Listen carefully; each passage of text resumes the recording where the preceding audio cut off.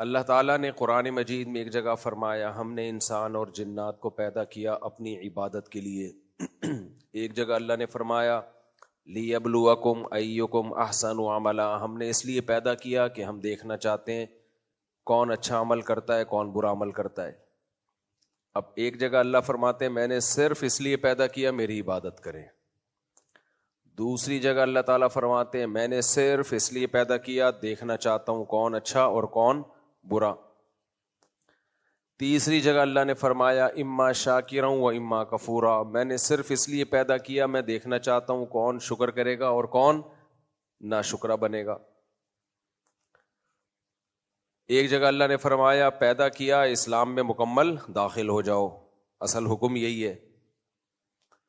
تو اس سے پتہ چلتا ہے بھائی یہ اصل میں ایک ہی حکم ہے جس کو مختلف انداز سے بیان کیا جا رہا ہے. وما خلقت الجن والانس الا لیعبدون، میں نے بنایا اس لیے میری عبادت کریں میری غلامی کریں. اچھا اللہ تعالیٰ نے جو ہمیں احکام دیے ہیں جو آرڈرز دیے ہیں، اصول فقہ میں اس پہ بڑی بحث ہوتی ہے کہ جتنے بھی اللہ کے احکام ہیں نا جو آرڈرز ہیں اللہ تعالیٰ کے، کیونکہ اللہ تعالیٰ حکمت والی ذات ہے حکیم ہے، تو جب کوئی حکمت والی ذات ہوتی ہے تو وہ آرڈرز جو دیے جاتے ہیں وہ فضول نہیں ہوتے، اس میں کوئی فائدہ ہوتا ہے. ویڈیو نہیں بنائیے گا جیسے ہم نے آرڈر دیا نا اس میں کوئی حکمت ہے. نکاح کی ویڈیو بنا سکتے ہیں بیان کی نہ بنائے کریں، ٹھیک ہے نا. تو جتنے بھی اللہ تعالیٰ نے آرڈرز ہمیں دیے ہیں ان میں کوئی نہ کوئی حکمت چھپی ہوئی ہے. آپ کو پتہ ہے یونائٹڈ نیشن نے بھی جب قانون سازی کی ہے مختلف ملکوں کے لیے تو ان کے پیش نظر بھی کوئی حکمتیں کیا خیال ہوتی ہیں کہ نہیں ہوتی. یعنی ان کا دعویٰ یہ ہوتا ہے کہ ہم یہ جو قانون بنا رہے ہیں یہ انسانیت کے بھلے کے لیے، اور کچھ بیسک اصول ہوتے ہیں جن اصولوں کو سامنے رکھ کر احکام بنائے جاتے ہیں قانون بنایا جاتا ہے.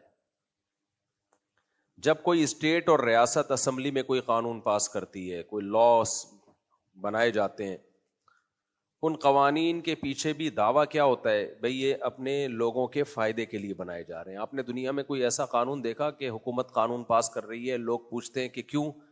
گورنمنٹ کہی ہے لوگوں کو بیڑا غرق کرنے کے لیے ہو رہا ہے، یہ ہم قانون پاس کر رہے ہیں تاکہ لوگوں کا بیڑا بولو غرق ہو.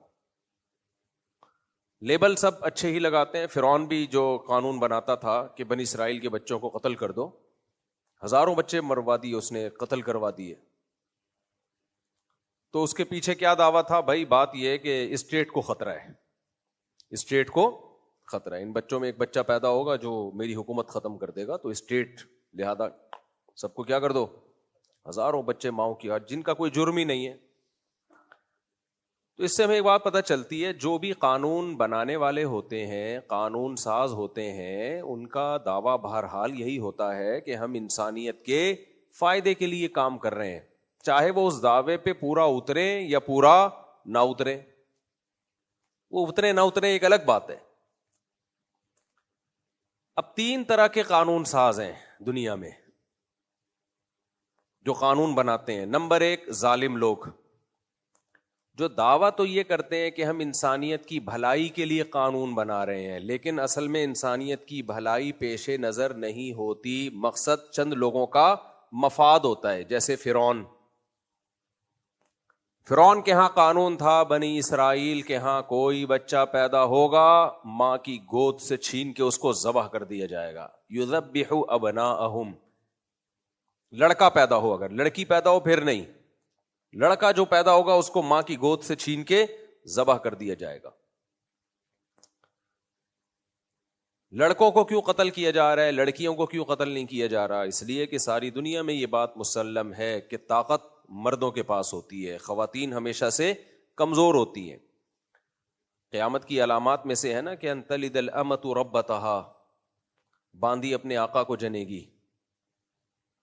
یعنی ہوتا تو ہے کہ ماں حکومت کرتی ہے نا بیٹوں پہ، الٹا ہو جائے گا کہ بیٹے حکومت کریں گے ماں پہ.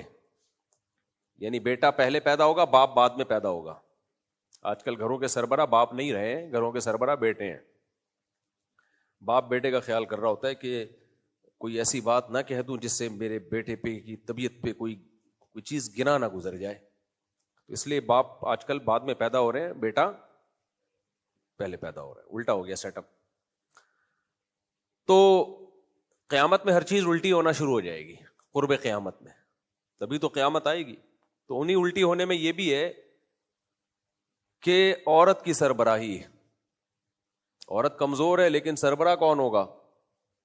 بولو, عورت. ہیومن رائٹس کے نام پہ خواتین کو بیوقوف بنایا جائے گا. رائٹس کے تو ہم بھی قائل ہیں بھائی, عورتوں کو حقوق ملنے چاہیے جو حقوق ہیں, لیکن رائٹس کے نام پہ ہو کیا رہا ہے؟ مردوں کے حقوق چھینے جا رہے ہیں.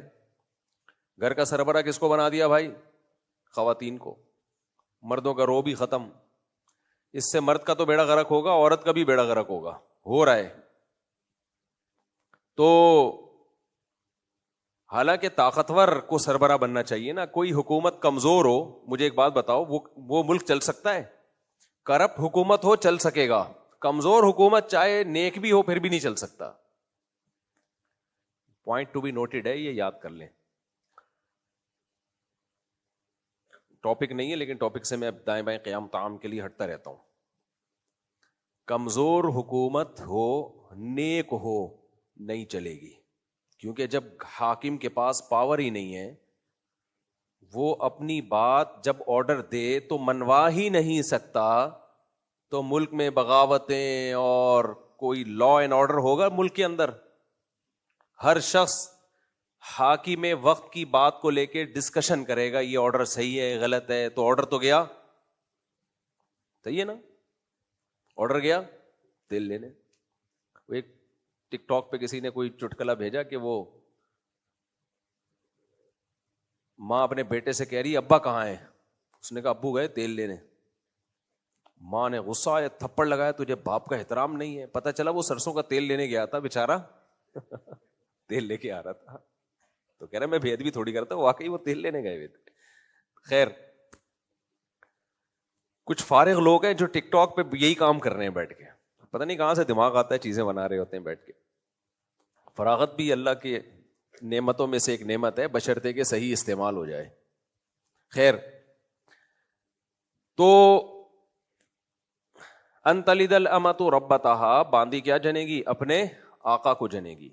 تو یہ ساری دنیا میں ہمیشہ سے ایک بات مسلم ہے کہ عورت کمزور ہے. یہ بات خواتین بھی مانتی ہیں, زبان سے اقرار نہیں کرتی. بھائی جب کمزور ہو تو حاکم طاقتور ہوتا ہے, کمزور کو حاکم بنائیں گے تو چلے گی نہیں اس کی, سوائے لڑائی جھگڑوں کے کچھ بھی حاصل نہیں ہوگا. جس گھر میں عورت کی حکومت ہے, مرد بیکار ہیں وہاں پہ, تو وہاں لڑائی جھگڑے ہوتے ہیں, وہاں کوئی فیصلہ ہی نہیں ہو پاتا. کیونکہ مرد کو اللہ نے طاقتور بنایا ہے تو اس کے دل میں احساس رہتا ہے کہ میں آدمی کس بات کا ہوں بھائی, میں اگر میری گھر میں چلنی نہیں ہے تو طلاقیں ہوں گی, گھر ٹوٹیں گے, بچے باغی ہوں گے. یہ ہو رہا ہے مارکیٹ میں. آدمی کا نالائق ہونا اتنا برا نہیں ہے جتنا کمزور ہونا برا ہے. بہت گہری بات کی ہے ہم سب کے بارے میں. ہم سب نالائق شوہر شمار ہوتے ہیں نا. نالائق ہونا مرد کا یہ بھی برا ہے, اتنا برا نہیں ہے جتنا یہ زیادہ برا ہے کہ آدمی ہو اور گھر میں اس کی چلتی نہ ہو. اس سے گھر کا بیڑا غرق. نالائق ہو کے بھی کنٹرول ہوگا نا تو گھر چل جائے گا. لائق ہو اور کنٹرول نہ ہو, ایسے لائق کا کیا کرنا ہے بھائی. بہت نیک نیک شوہروں کو جانتا ہوں, بیڑا ہی غرق کر دیا گھر کا انہوں نے. جی حضوری میں بیڑا کیا کر دیا؟ غرق کر دیا. ٹارزن نہیں بن جانا اب جا کے چنگیز خان کی طرح تلوار لے کے جا رہے, ارطغرل بن گئے. تو خیر, اور اللہ نے بعض خواتین کو بڑی عقل دی ہے. آج کل بعض خواتین اس بات کو سوشل میڈیا پہ اجاگر کر رہی ہیں کہ گھروں میں مردوں کا کنٹرول ہونا چاہیے. وہ عورت, لیکن وہ اللہ نے کھوپڑی دی ہے ان کو, وہ خود اس بات کو پروموٹ کر رہی ہیں کہ بھائی گھر میں کنٹرول کس کا ہونا چاہیے؟ آدمی کا. عورت ہو کے وہ کہہ رہی ہیں. اور میں بھی ایسی خواتین سے ملوں, بڑی لبرل قسم کی خواتین سمجھی جاتی ہیں. بعض میٹنگز میں ملاقاتیں ہوئی جو بڑی ماڈرن خواتین سمجھی جاتی ہیں, وہ مجھے اپریشیٹ کر رہی تھی کہ یار یہ جو آپ بات کرتے ہو نا کہ گھر میں مرد کی حکومت ہونی چاہیے, 100% درست ہے. کہہ رہی ہیں جن گھروں میں مردوں کی حکومت نہ ہو, کنٹرول نہ ہو, ان گھروں کا بیڑا غرق ہوتا ہے. ہو رہا ہے یہ. خیر, ہم بھی یہاں بیٹھ کے باتیں کر رہے ہیں, گھر میں یہ بات یہاں بیٹھ کے آپ آپس میں سب کر سکتے ہیں ایسی باتیں. خیر